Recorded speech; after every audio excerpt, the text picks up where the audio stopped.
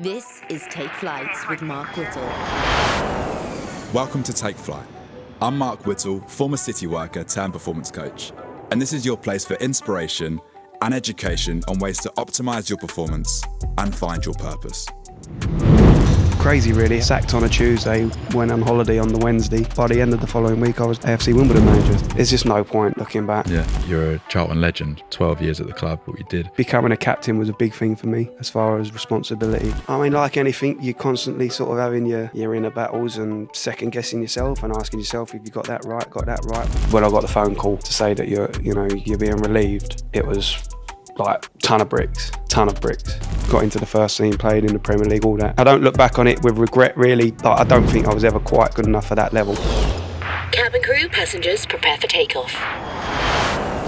Yeah, welcome mate, welcome back. Cheers, thanks for having us. So, where were we? We were just talking about you getting the job at Wimbledon. If you're okay, just sort of going back into sort of not too much depth of losing the job, but getting the job and that quick turnaround with getting the management job at Wimbledon. Yeah, it was crazy really how quickly it moved. Sacked on a Tuesday, went on holiday on the Wednesday with my missus.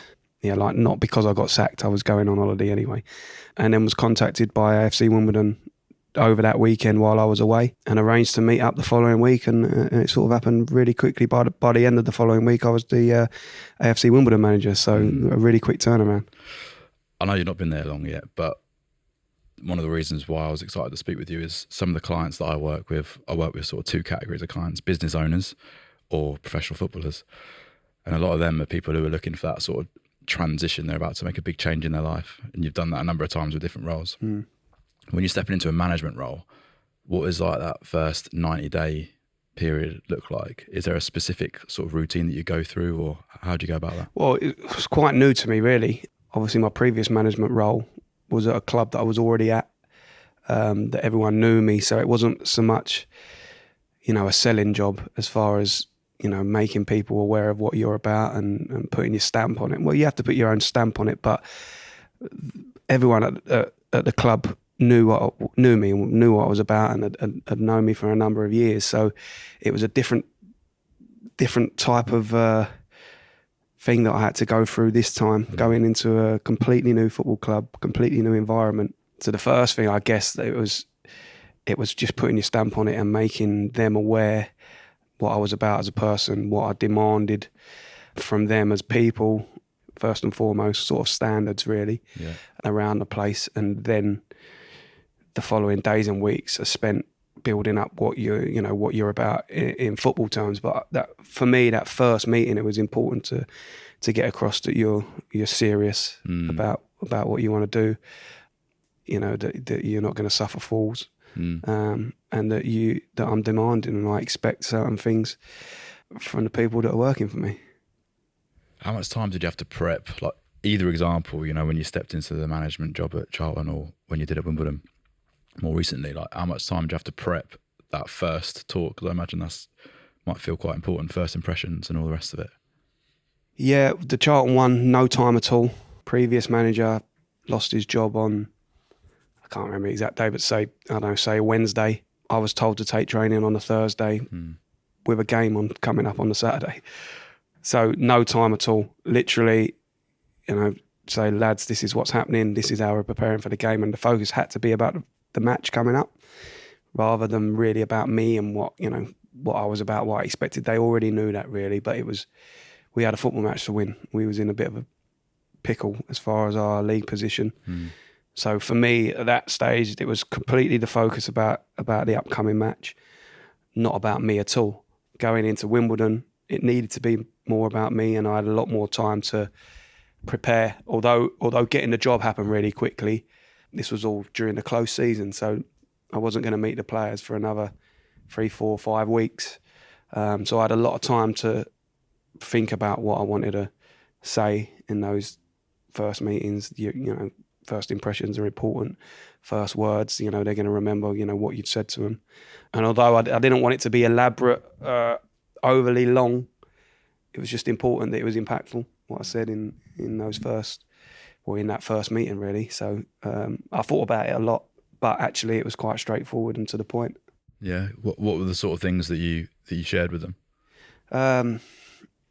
the first thing that was the standards that I expected from each and every one of them around the place. You know, just your basics, timekeeping, manners, politeness, treating each other with respect. You know, the sort of core principles really of what makes a team work. Nothing really about football in that first one. Just that if they gave me everything, that they'd get everything back from me, and they needed to match my work ethic, and then there'd be sort of no issues really, and then they'd be along for the ride with me. Yeah, so literally, I can't remember exactly, but I bet I probably hardly spoke about football at all in that first meeting. Yeah, that's really interesting. And if you compare the two examples, because there was no grace period at Charlton, right? And you said it wasn't really about you. Was it easier that way, or was it easier with a bit of preparation? Do you know what? It's probably easier not having time to prepare, yeah, and just be like, we was playing Sunderland away on the Saturday. It was probably the most difficult fixture in the league, arguably. So I was like, well, I just got to focus on what does the training session need to look like? How do we need to prepare the team? And that was it. And I just threw myself into that. And obviously, I mean, even when you're the manager, you're doing that anyway. You are preparing for the opposition and watching the opposition and stuff like that. But now, obviously, I was going to be like the focal point of delivering that to the group. So it was probably easier not really having time, just being thrown into it and saying, right, get on with it. Yeah.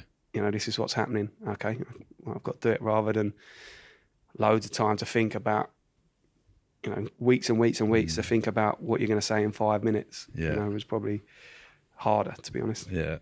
I use the metaphor because I played football. I was a striker. I know you said you need some strikers. It's not too late. But like, you know, when you put through and you're running from the halfway line, yeah, it's always harder than when it's an instinctive reaction in the box. Like you've got to run all the way in, you're looking at the keeper, you can feel the defenders chasing after you. It's always absolutely, yeah. I think it's a great example. You see them forwards that are just all about instinct, aren't they? And they get a sniff. Yeah. Jermaine Defoe springs to mind, although he was probably equally capable running through from the halfway line as well, wasn't he? But you know, I played with Jermaine, and he was just one of those that if he got half a yard, he knew where the corner was without probably even looking. Harry Kane, very similar. And then you see strikers that have got that instinct, but then when they have got more time to think about it, they find that more difficult. So it's interesting because I suppose you can overthink it, can't you? Overcomplicate it if you've got too much time, when actually, more often than not, especially in football, probably the simplest option is probably the best. Yeah. Yeah, and the same goes for life as well. We overcomplicate these things. Yeah, exactly. I think if there's a consistent theme throughout everyone I've spoken with, it's about doing the simple things. Right. Doing the simple things really, really well. I'm sure you can attest to that as well, as a player and as a manager or a person. Yeah, we hear it in football a lot, don't you? Do the basics well. Basics done well to an elite level is what you hear a lot. And all the best players, I think, although they're, you know, a lot of them will have that little magic spark, probably 95% of their game is the basics and just making the right decisions at the right times all the time. And that's what sets them above, really. Yeah. And Arsene Wenger spoke with Giroud about that instinctive as well, because, you know, controversial player as far as how people, you know, how good people thought he was, but to take that instinctive reaction in the box, to take that first shot was when he had the most success. Yeah. Which I think we have to follow our intuition and listen to ourselves. Yeah. As well. Definitely, especially in football at the top end of the pitch. I think that's when you want to encourage that instinctiveness, that, you know, creation. Let those sort of creative players get on with it, really. You know, the stuff that you can't really coach. Yeah. And then further back you get, the more pragmatic you have to be, really. Yeah. You feel like a manager already, and I know you are one, but you're quite new to it, right? Yeah. I know you did everything from player manager to assistant to then becoming a manager, but like, it feels like you're quite comfortable with that title. Is that fair? Is that accurate? Yeah, I would say so. I mean, like anything, you're constantly sort of having your inner battles and second guessing yourself and asking yourself if you got that right. But I guess that's part of the review process, really. I think if you thought that you got it all right, then, you know, you're going to come unstuck. So I'm confident in myself, as in I think I've got good ideas. I think I'm able to articulate them. I think I can inspire people to follow what I'm asking them to do, which is a good start. So yeah, I feel comfortable in it, but also very aware that there's loads I don't know. There's loads already that I've got wrong. and that I would do different if I could. But it's all, it's all part of it, and I guess that will never stop really. Yeah. But I've always felt, not always, but for a long time, I've felt that this was the path that I wanted to take. And the later part of my career was all geared up towards it, really. Yeah. Like you say, went through all the different steps. I mean, even sort of captaining Charlton towards the end of my career, and you're starting to coach anyway, even when you're not coaching, and then you become a coach, and then some people just want to coach, but I always wanted to manage as well. I always wanted to be sort of the figurehead. So it's felt natural progressions to me. Yeah. It's happened pretty quickly, but I've always felt ready for them. How long was that process then from, even as you're saying there, like captain to then starting to transition into being a coach and then a manager, like years? Yeah, I mean, when I was a young player, I had no sort of thoughts about coaching. All I just wanted to play football, and then I didn't even think about what I was going to do afterwards. Yeah. But it wasn't. I thought I'd be out of football doing something else. I didn't know what. Stupid, isn't it? When you look back and you think, I want to get out of football, but I don't know. I had no plan. And then the older you get a bit wiser, don't you? And you realise that this is what I'm good at. This is all I know, really. We left school at 16 with GCSEs, but nothing else behind you. This is my only craft, if you like. Yeah. And it's what I'm good at, and it's what I know and what I'm passionate about. So obviously my thinking started to change.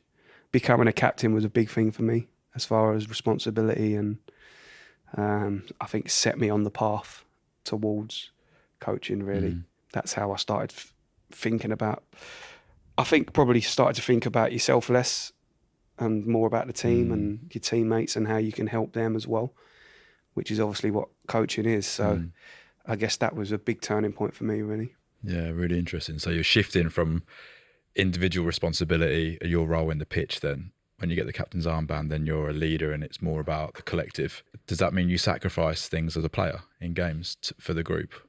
It didn't. It didn't have. It made me a better player, I thought. Did it? Yeah, it made me a better player. I think because it gave me more confidence. The fact that a coach, manager had shown that faith in me. Yeah. He's obviously seen something in you that he likes, and that's a reflection of him on the football pitch. So it gave me that responsibility, helped me as a player.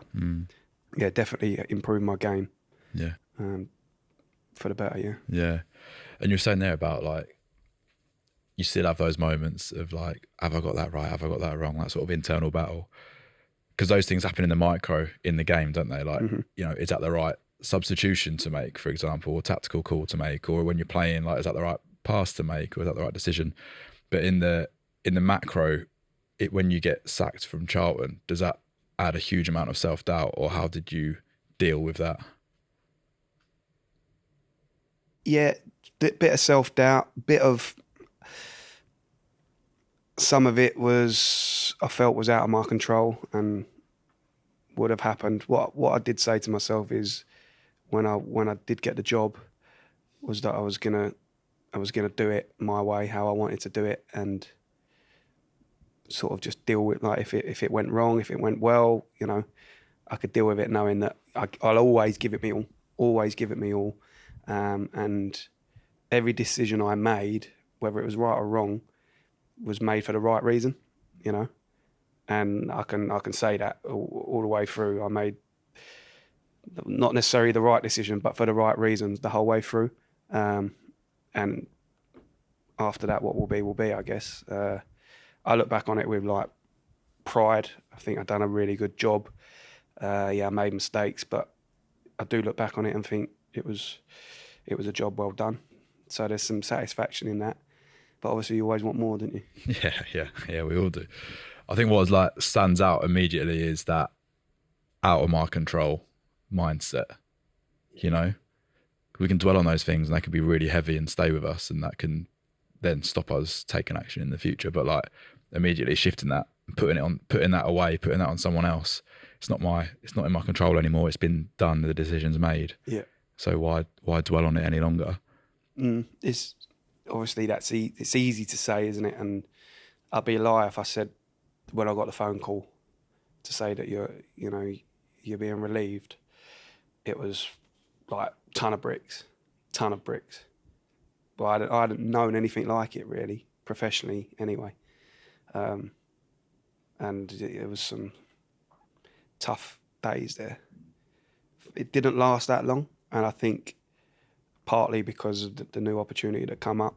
If that hadn't have come up, I don't know how long that would have lasted. It's impossible to know really.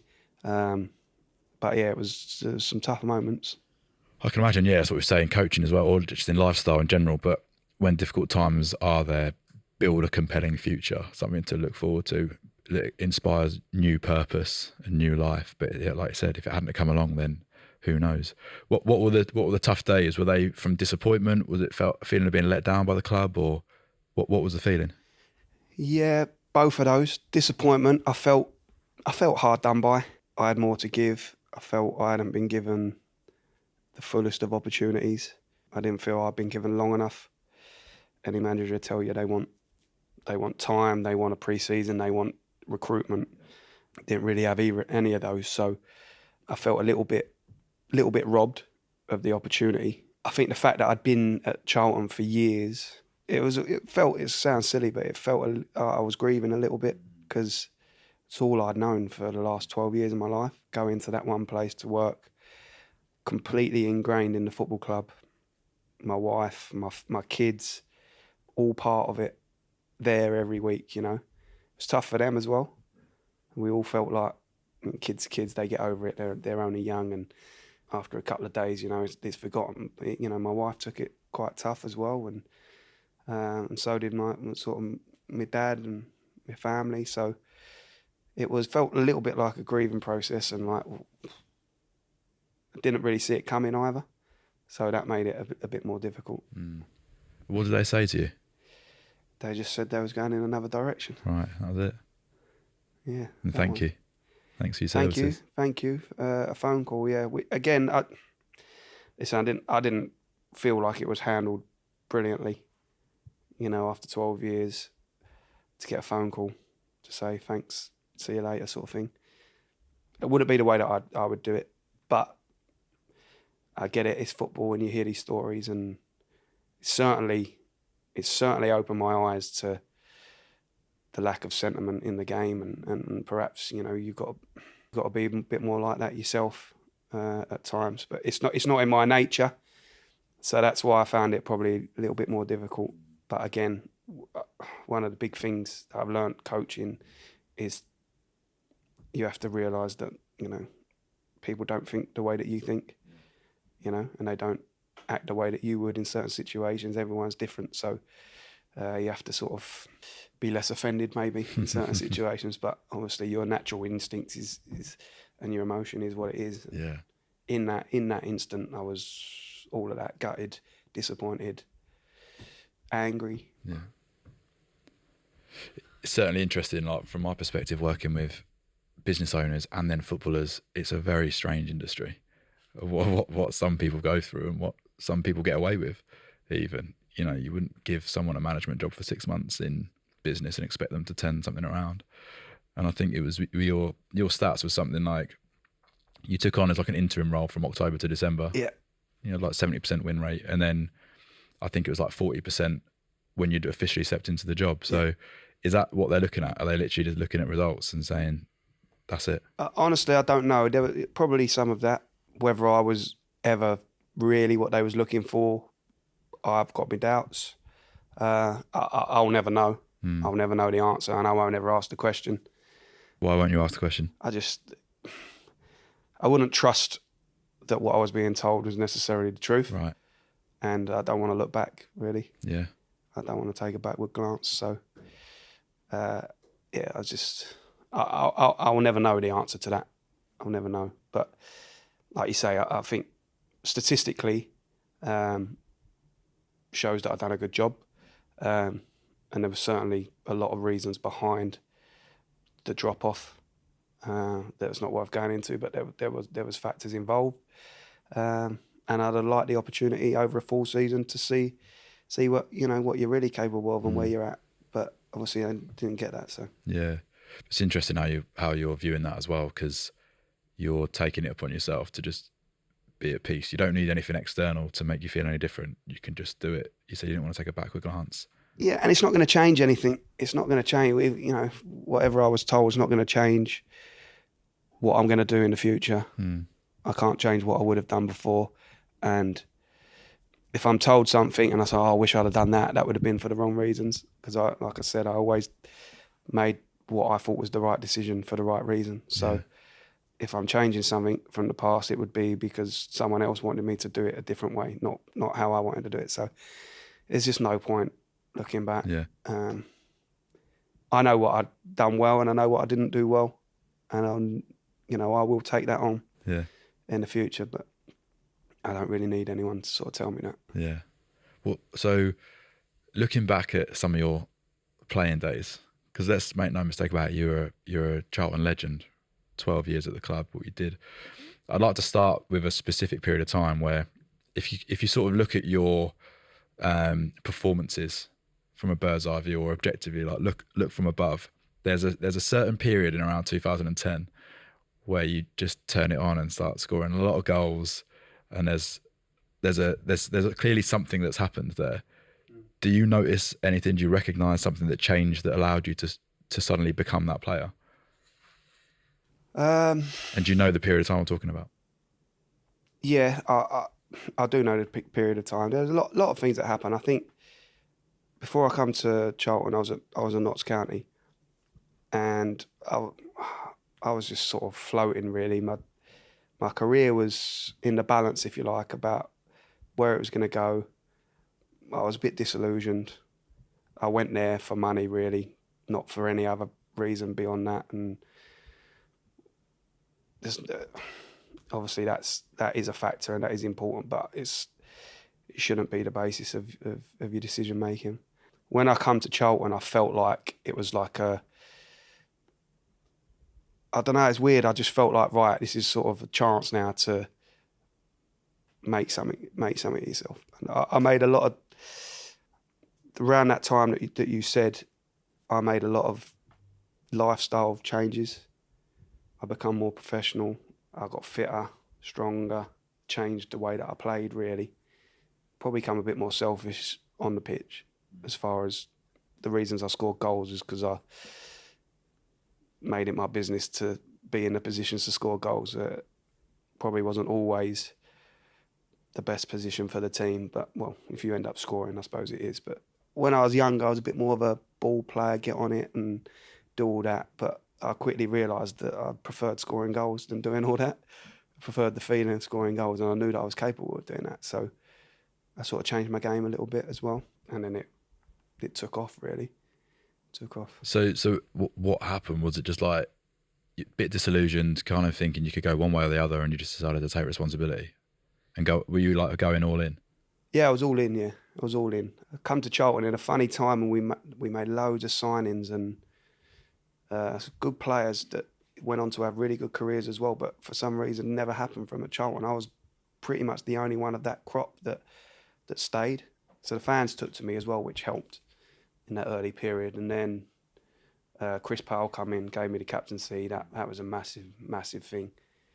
We got promoted to the Championship, and then I thought I could see the difference in the levels, and I thought I've got to get even more sort of professional, fitter, strong, all the stuff that you need to, that should have been there anyway. But I probably in my younger days wasn't the model pro. By the end of my career, I was completely the model pro, I'd say. So there was a big switch as well, sort of in that. And what were those like specifics to shift to being more of a professional? Like, what did you actually change? Diet. Spent more time at the training ground. Trained harder. Spent more time in the gym.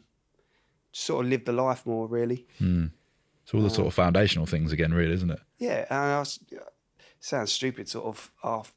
You're not bragging about it. Like, I watched the young lads today, and I think the professionalism's through the roof. And they realise that if you're not like that, you get left behind. I think I got away with it for a while because I had ability, but it wouldn't have lasted. And I ended up at Notts County and could have fell out of the league, really.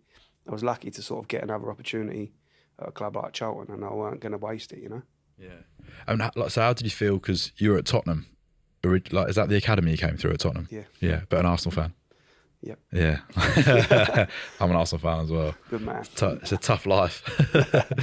How does that feel, like, being in and around that environment? And if you want to talk about some of the players or managers that you're around that period, and then coming into some of the lower leagues and then coming back up, like touching distance to the Premier League and getting an appearance here and there.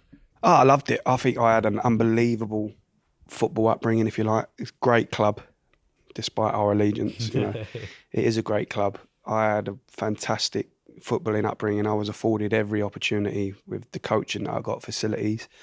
I feel really lucky to have, got into the first team, played in the Premier League, all that.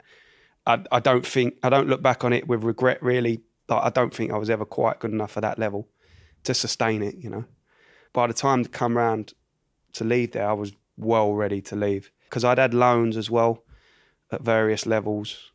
So I'd seen what League One looked like and what the Championship looked like, and I was more than happy to sort of step down and make your way, if you know. I mean, I think I was 22, 23 by the time I left Spurs, and it was too late, really. In hindsight, I'd have left earlier and tried to forge a career elsewhere. But yeah, no, I mean, feel like really honoured to have had that opportunity, to have played at that level at a club like Spurs.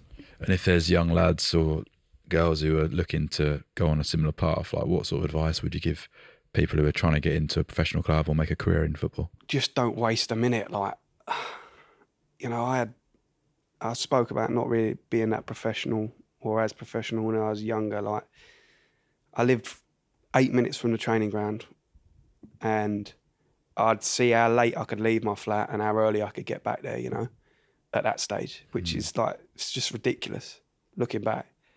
I had all those facilities, all those opportunities. So, and I did waste them a little bit. I did waste them. There's no getting around that. And I would just say, don't waste a moment. Yeah. Don't let it pass you by, because it does go quickly. Everyone says that, but you do think, Jesus, like, where did time go? Yeah. And a lot of people say don't look back and have regrets. But I do look back on that period and think, you could have done more there.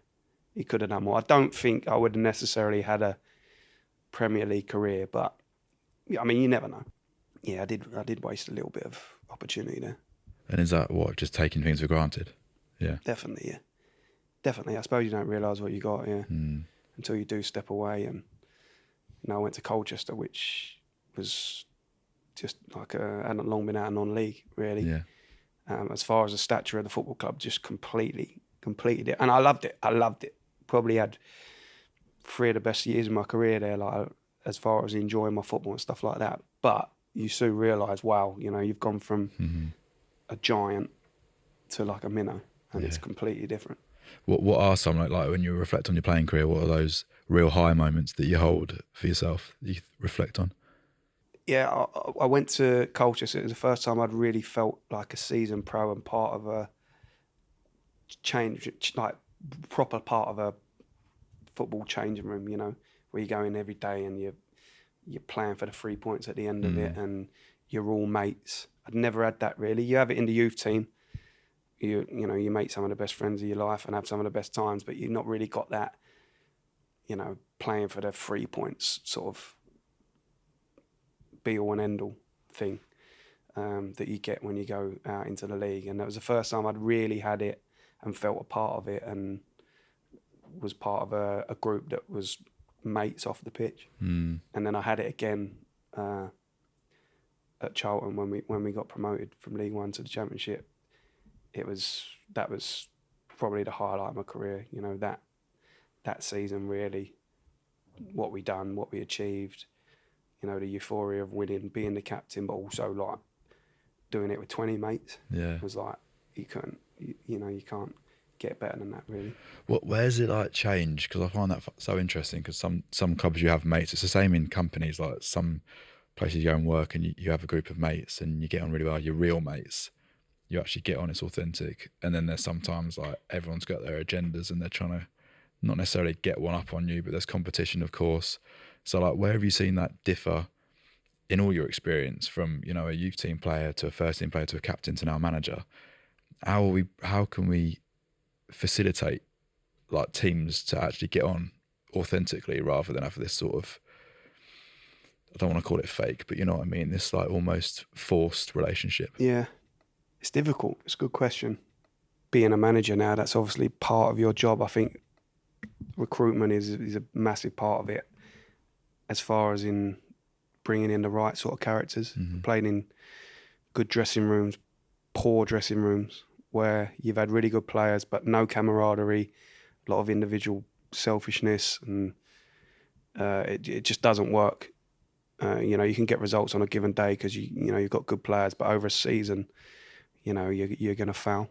Whereas if you've got that unity, it can carry you beyond, actually the ability of the team sometimes. And if you've got both, then there's no stopping you. Yeah. So I think getting the right types of people, not just the right with the right ability, is obviously really important. And then trying to put things in place that brings you all together. Yeah. So putting yourself in situations where you're forced to spend time with each other, forced to have conversations. Yeah. And obviously, it was bit different back then, but obviously nowadays it's all the phones, isn't it? And you'll be sat around having lunch, and you'll watch them all, and they're all just sitting on their phones. So like trying to do things where they're away from that and they're with each other and they're having conversation. We was away last week and we'd done a quiz night, but I made them all put their phones in. One, I didn't want them cheating, Googling the answers. But two, I just wanted them to have an hour just where you ain't worrying about like who's texted you or, your latest post on Instagram or whatever. Yeah. That's becoming more difficult to get those relationships, I think. Yeah. It is more challenging now. But yeah, you have to try and facilitate, I guess, as a manager. But it's not easy. This episode is brought to you by Hux. Hux is a health company created to inspire you to find your daily edge. I've been trying Hux for the last few months, and it's become my trusted health supplement of choice. And I love that its range of products can, and for me should, be used every day from wake until sleep. Hux consists of high-quality, potent supplements across 4 categories. Their superfood blend provides you with 17 superfoods, including vitamin A, B, C and D, and a hit of plant protein. The hydration tablets hydrate you quickly in unbelievably good flavours. Nootropics support those focus periods and long-term brain health. And finally, Hux's sleep products with award-winning ingredients like Levagen to support your recovery through deeper, more restorative sleep. I've been using superfood and hydration for the last few months and have noticed a drastic improvement in sustained energy and my sleep. In fact, having met the team, tried the products and seen the vision, I decided to become an early stage investor myself, and I'm so excited to be a part of this journey. You'll be seeing loads more from Hux, and I can't wait to see and hear from people being supported by the products. To get involved, visit huxhealth.com or at huxhealth on all socials and use the code TF20 for 20% off all products, including their subscription. Thanks guys, I hope you enjoy. My cousin's the head coach at Wigan Warriors Rugby League, and he talks about how he's tried to build a culture where they're doing more things like that. They're even introducing things like meditation and breath work and different group sessions where, not to go too spiritual with it, but you're raising a level of consciousness, which actually means you get a deeper relationship with one another. But also, like you mentioned there, you're forced to talk to one another. And they started with really basic questions like favourite place to go on holiday, or if you had underground to do something in your garden, what would you do? That sort of stuff. And then as the weeks go by, then they can start to talk. They feel closer to one another. They can start to talk about this thing's happened at home, or this injury's like doing whatever, talk about more meaningful stuff. Yeah. But that's where you get closer bonds, and that's where you'll fight for one another on the pitch. And then I've spoke with a lot of the Saracens lads, the rugby union team, Jamie George, England hooker, and various other players. And one of the things they have in their culture is TSPDS, which is the shit people don't see. Right. So their whole culture is built around hard work and the stuff that people don't necessarily see. And my long-term friend Duncan Taylor, who's played there for years, is like one of their most valued players. He's not the biggest name, although he's had his moments like playing for Scotland and stuff, but he's the hardest worker. Right. So that's what they place all of their value and importance on. Yeah. I spoke with Sir Clive Woodward as well, and again, a culture thing was he always put the emphasis on the player to add their opinions, and I think they're like one of the first people that championed switching their shirts at halftime. So psychologically they were almost we're starting again, we go out again. And he was like, it wasn't my idea. One of the players brought it up, and he just empowers them to do that. So I wonder whether are there things that like culturally you want to introduce and bring to Wimbledon? Is there things that you kind of like have in mind that you want to use, or is that something that you'll develop as you go? I think you'll develop it. We've tried to implement some stuff a little bit around what you said, letting them have some ownership on their own team. So when we was away, we done different units, defenders, midfielders, attackers, and we said before we speak as coaches, like, what do you expect from each other? What do you want to look like as a defensive unit? What targets do you want to set yourself? And we just let them sort of shoot that around amongst themselves. Like, you just help facilitate the conversation, but let them come up with their own targets and then show them after, well, actually, historically, this is what you need if you want to get promoted. And actually, what they'd said was really close to the targets that will get you that success. So that was interesting. And then it becomes their own thing. So then, we'll put that up around the training ground and say, well, it's an accountability thing as well, because you can always then refer back to it and say, well, this is you wrote this up. This wasn't us. You came up with this. You said that you expect this, this and this from each other. Yet here's the evidence on Saturday, like, you didn't do it. So why not? You're letting your mate down as well as yourself and your manager. It's shared responsibility, I guess, and ownership, rather than the manager saying, you need to do this, this and this, when they might not agree with it.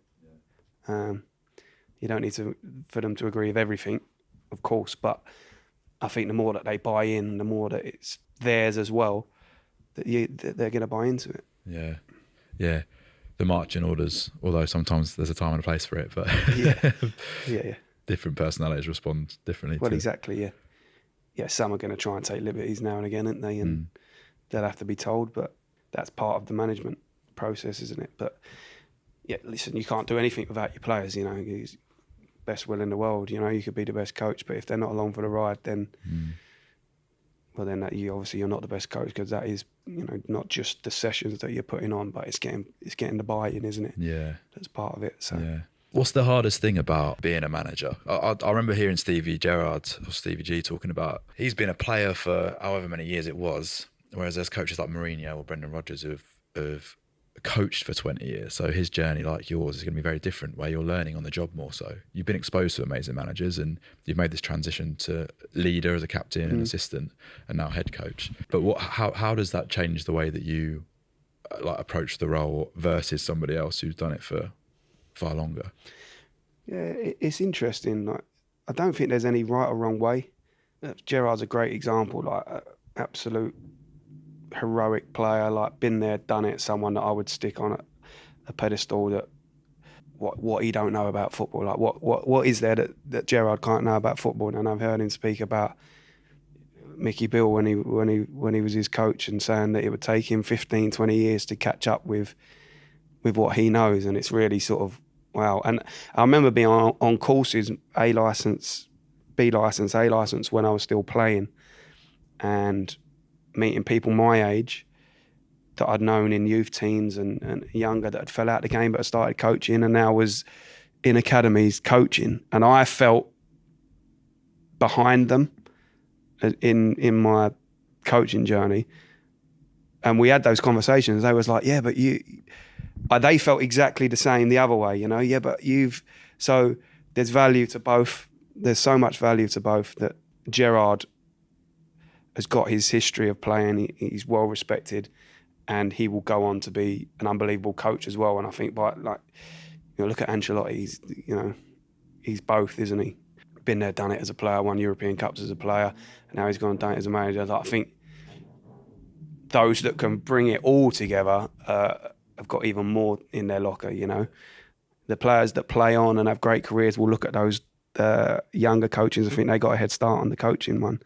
And the younger coaches will go, yeah, but you played in Champions League final. I can't ever know what that looks and feels like, It's bringing it all together and sharing ideas. And I don't think no one knows everything that they answer. And 80-90% of what everyone's doing is very similar. It's just the little nuances and the different, like the small details and the different things, I think, that set people. But I often wonder, I'd love to go out and see more, actually, but what what makes Ancelotti so great, or what is it that he's doing different to someone, or how do when you see someone go in and completely transform the same squad that someone else has had, and you think like, what is it that they're doing that's different? Because we all know football, but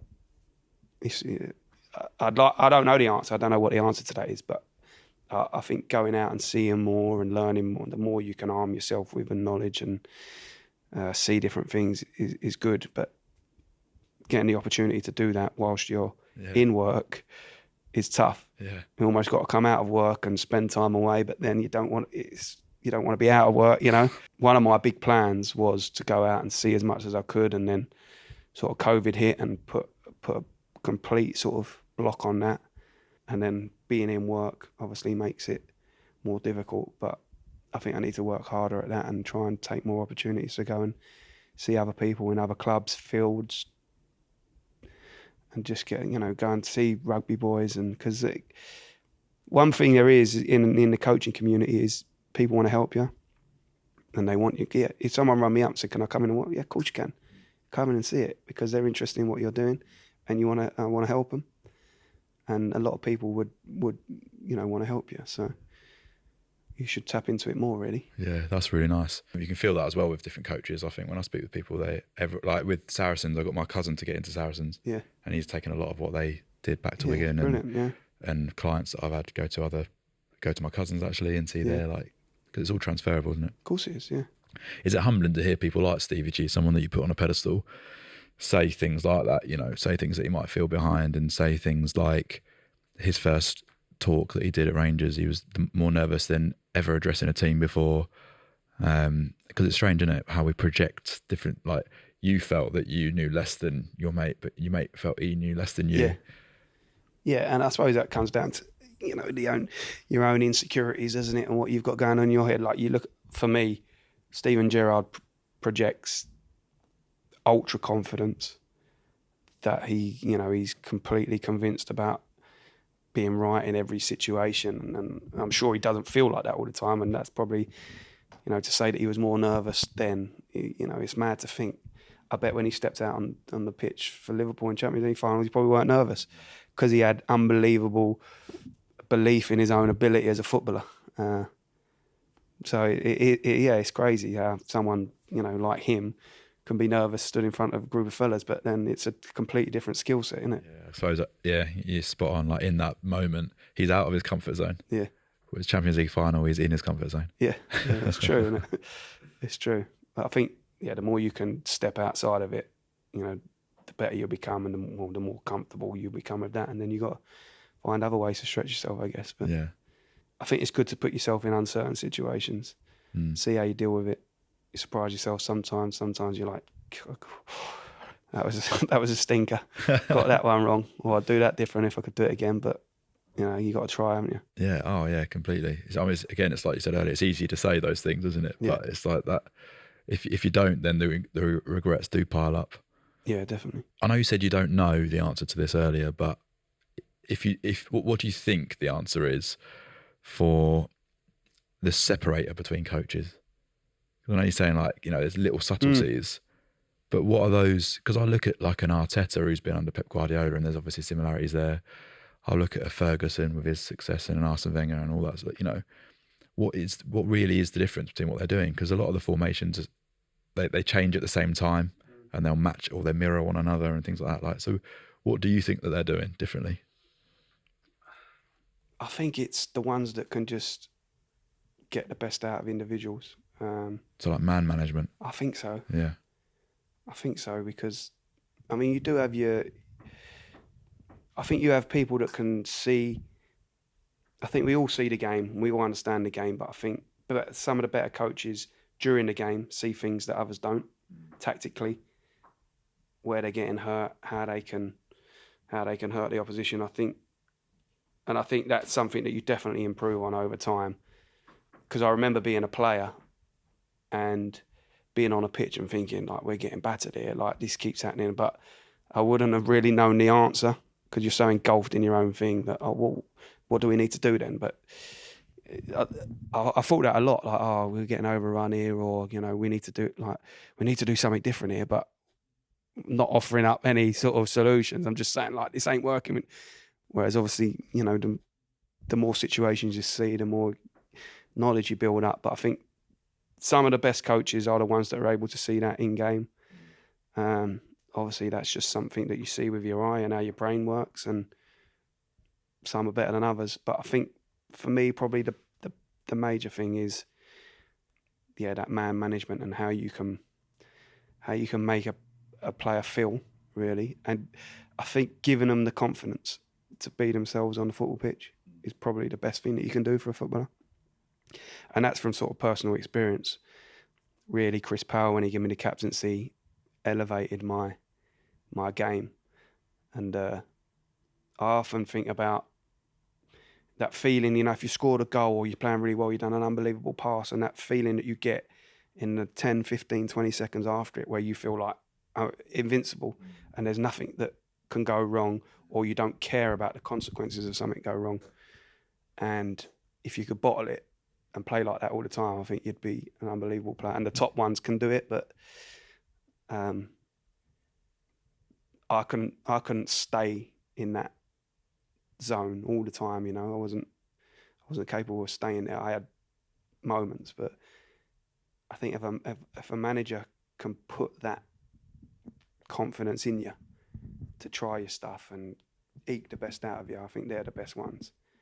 But again, even then, the way that they do that and the way that they get it out would be slightly different, depending on the individual coach and the people that you're dealing with. So again, it'd be interesting to see the top ones at work. And, you know, like you spoke about the things that you don't see. We all see the images of Pep doing his technical things, but you don't really see the one-on-one conversations that he's having.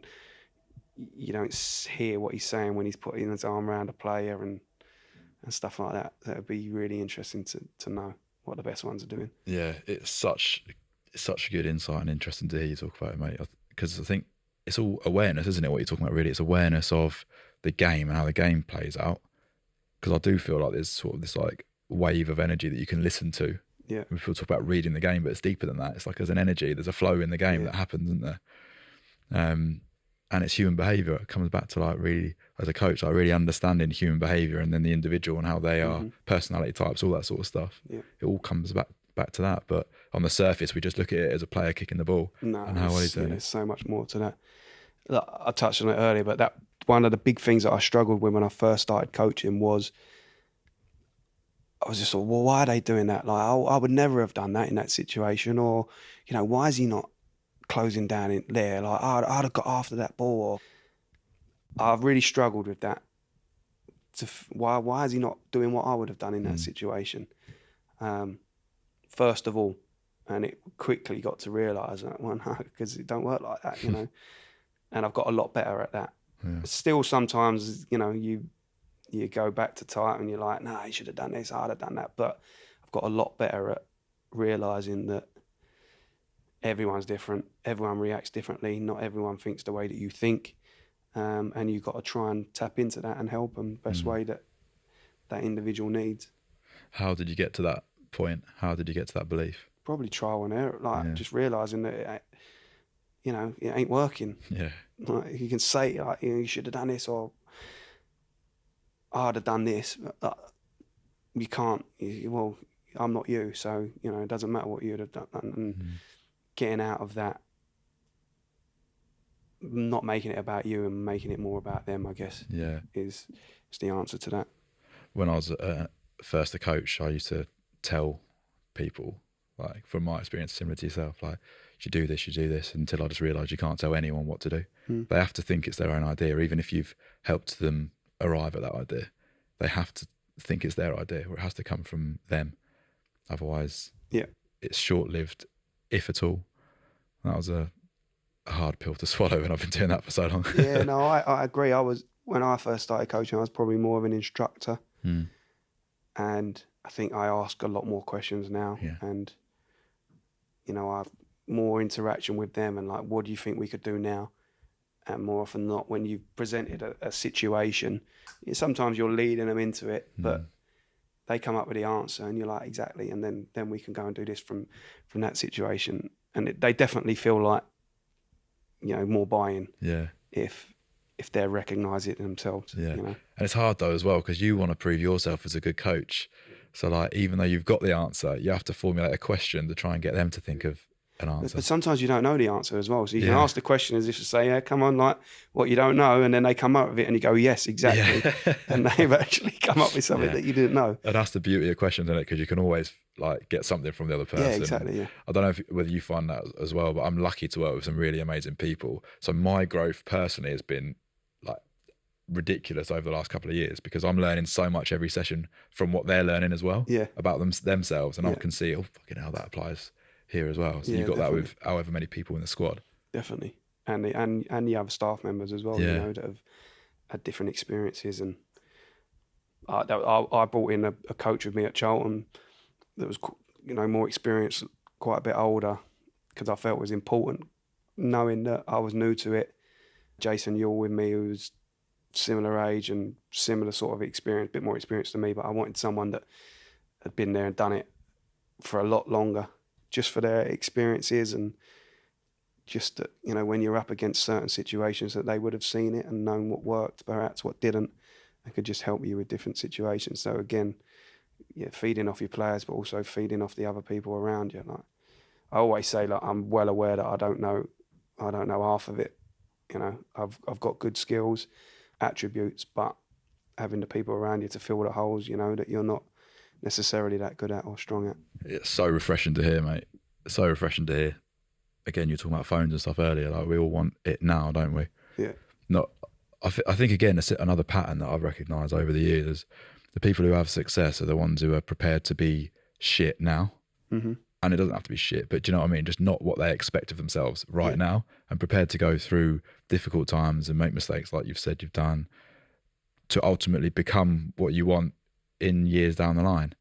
But like, not enough of us are willing to go through that. And I don't think it's ever going to be perfect, And I bet even the top people in the top professions say, yeah, but, there's still more that I can do, or I still wish I had done that, or nah, there's more I can learn, or what next, You're never going to know it all. It's just arming yourself with as much knowledge and experience, I guess. Yeah. Living it, going through it. There's nothing like it, when a lot of like the people that I played with now that are getting into coaching, like, what should I do? I just practice, like, all the books and watching sessions on YouTube and filling in your pack on your courses and all that. It's great, but you got to get up there and do it, and practice it. And that's ultimately how you really improve for me. It's just, and that is putting yourself out of your comfort zone to start with. Yeah. And you improve so quickly when you do it. Yeah. That's interesting, because sometimes those courses and the videos and all that stuff, we use that as a bit of an excuse to not do the real work, which is like actually getting on the pitch true. for you. So that's what I say to them, just get out there and just do it. Them Tuesday nights after you got to go up and do a session with the under 16s after you've just done a training session. Well, if you want to be a coach and a manager, then just do it. Just do it. Them days when you don't fancy it, go and do it. Yeah. Because it will benefit you and you'll be glad. And afterwards, when you've done it, you'll be like, oh, yeah, glad I've done that. Yeah. I've been there, like, when I first started out, and you're doing your little bits and bobs with the under 14s, 15s, 16s, just to get your hours in after a long training session. I remember thinking, I don't fancy it, or, not tonight, I'm going to put it off. And then you go and do it, and then afterwards, you're always like, I'm so glad I've done that. Like, I enjoyed it, it was beneficial, and like, I've got it now, it's done. So, yeah, just practice is what I always tell them. I love that. It's the same with like, a workout or anything. I don't want to go to the gym, but you always feel better afterwards. Yeah. I don't fancy that run. Just do it. Yeah. Just go and do it. Yeah. You never go, gutted, I've done that. Yeah. No one ever says that. Who are the best managers you played under that you've taken things from? I think you take things from them all, good and bad. And that's important, I think, because I've seen a lot of good and a lot of not so good, and a load of stuff where I go, I really like that, and a load of stuff where I've gone, I wouldn't do that, or I've done that differently. So I don't think I can say the best ones that I played under, but it's also important to say, that you do learn good and bad from them all. But spoke about him a lot. Chris Powell for me, purely for how he made me feel as a player. I don't necessarily look back. I don't even really remember like much of the content about training sessions and tactics and things like that. But I remember how he made me feel, which is obviously, we spoke about it, didn't we? Like, I think the best part of coaching for me. And then someone like Carl Robinson, who was by far and away the best coach I'd seen on the grass, in the classroom, tactically, was a real eye-opener for me, like advanced from what I'd seen before. I think a lot of coaches are getting more that way, but at the time, he was sort of leading the way, really.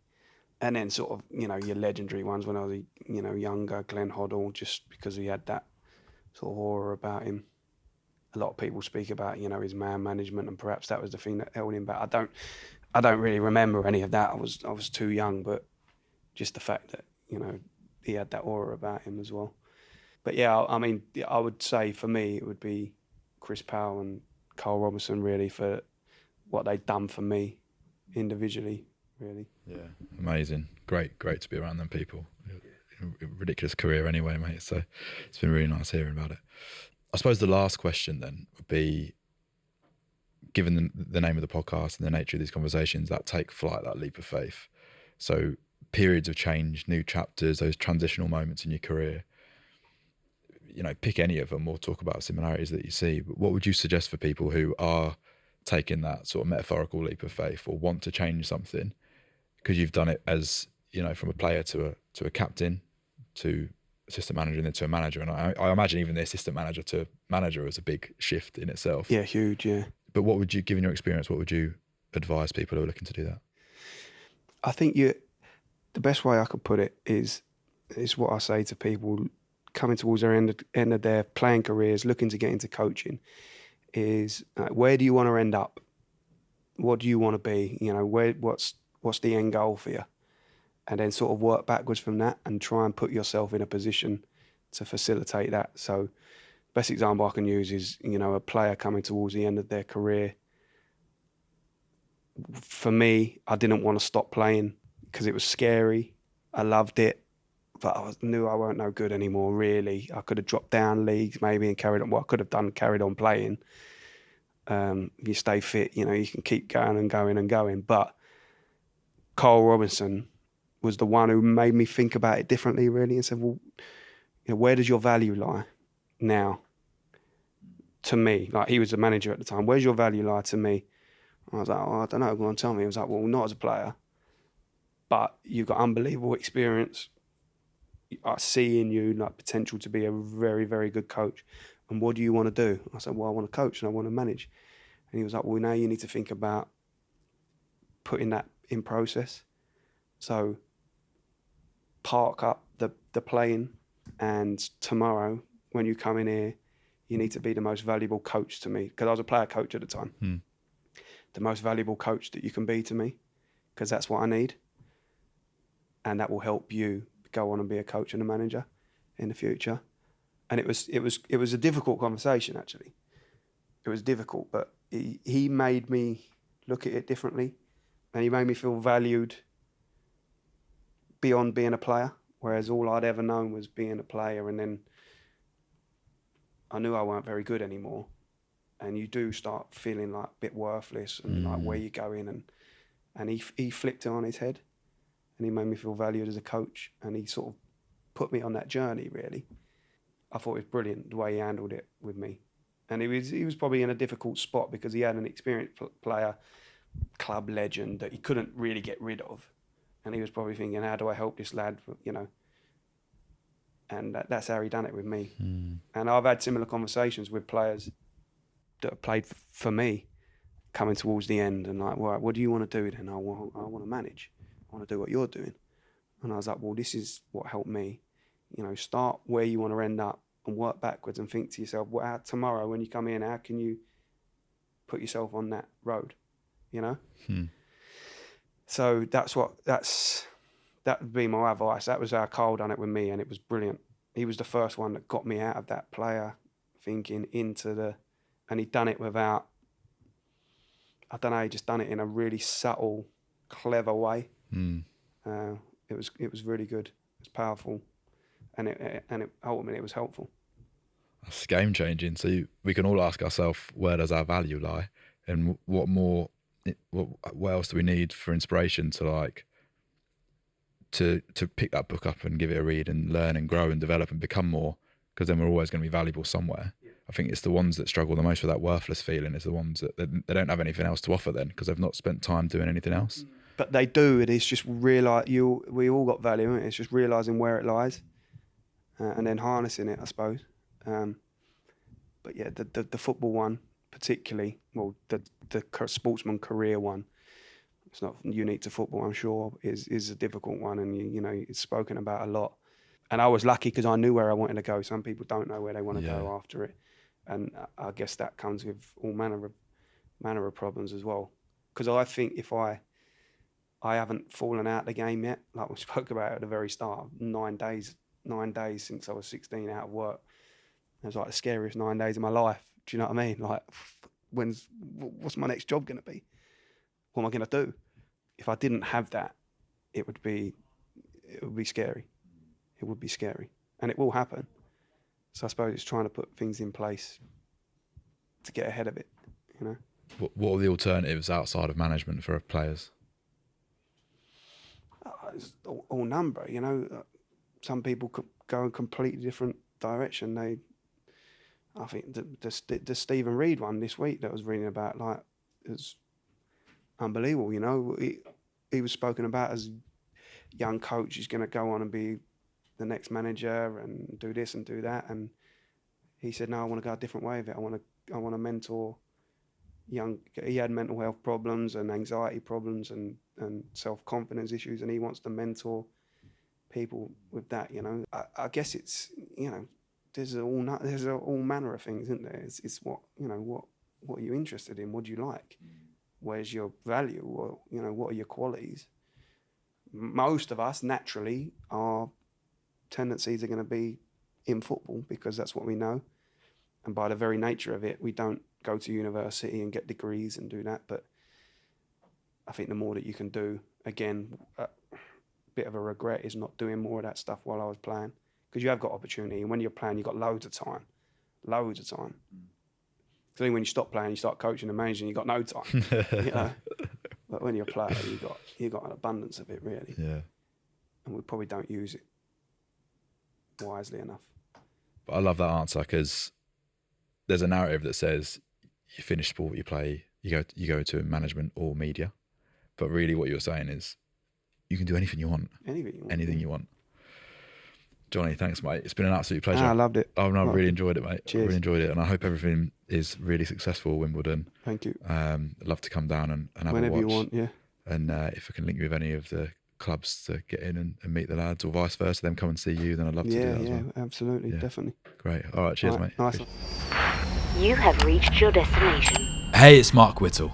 Thanks so much for watching or listening. It's so great to have you a part of the Take Flight movement. Subscribe to the podcast on all platforms, video and audio, to be the first to see new episodes and new conversations with the greatest minds in the world. Follow me at markwhittle_TF on all social platforms, and visit takeflightworld.com to join our growing community of hustlers, performers, and go-getters. I can't wait to see you next time. Until then, stay positive, stay motivated, and of course, take flight.